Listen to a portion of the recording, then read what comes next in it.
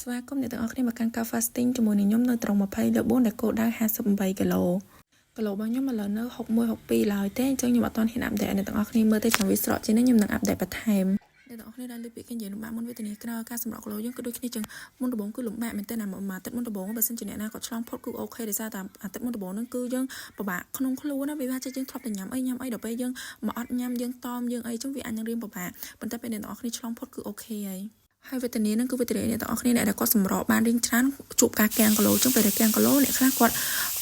មានវិធីដោះស្រាយតែអ្នកខ្លះវិញដោះស្រាយអត់ចេញចឹងអាចនឹងធ្វើឲ្យ stress ចឹងពេលដែលអ្នកទាំងអស់គ្នា stress គីឡូរបស់យើងវាកាន់តែកាំងអត់អាចចោះបានទេចឹងអ្នកទាំងអស់គ្នាពេលអ្នកទាំងអស់គ្នាជួបវិធីកាំងអ្នកទាំងអស់គ្នាគួរតែ research មើលឬក៏ check មើលពាក់ព័ន្ធនឹងការចែករំលែកពាក់ព័ន្ធនឹងការកាំងគីឡូនេះយើងគួរធ្វើមិនដើម្បីឲ្យវា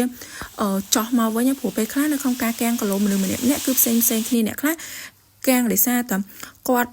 រៀបរបបអាហារនៅក្នុងកំឡុងហ្នឹងគឺវាមានការខុសឆ្គងអីមួយវាទៅឲ្យបដ ாய் វាកាំងរយៈពេលមួយអាទិត្យទៅមួយខែដូចខ្ញុំអញ្ចឹងខ្ញុំកាំងយូរដែរអត់ទាន់ឃើញស្រកតាណាទេខ្ញុំកំពុងតែរកវិធីសាស្ត្រដើម្បីកុំឲ្យវាកាំងតែខ្ញុំអត់ទាន់រកបានល្អហ្មងទេដោយសារតែខ្ញុំដឹងថានៅក្នុងអាហារដែលខ្ញុំញ៉ាំហ្នឹង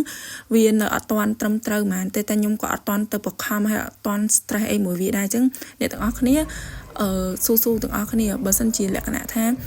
អ្នកដែលចាប់ផ្ដើមមុនដំបូងឬក៏អ្នកកាំងគីឡូព្យាយាមបន្តទៀតកុំឈប់ឲ្យសោះអរគុណអ្នកទាំងអស់គ្នាវីដេអូខ្ញុំថ្ងៃនេះមានតែប៉ុណ្្នឹងដែរបាយបាយ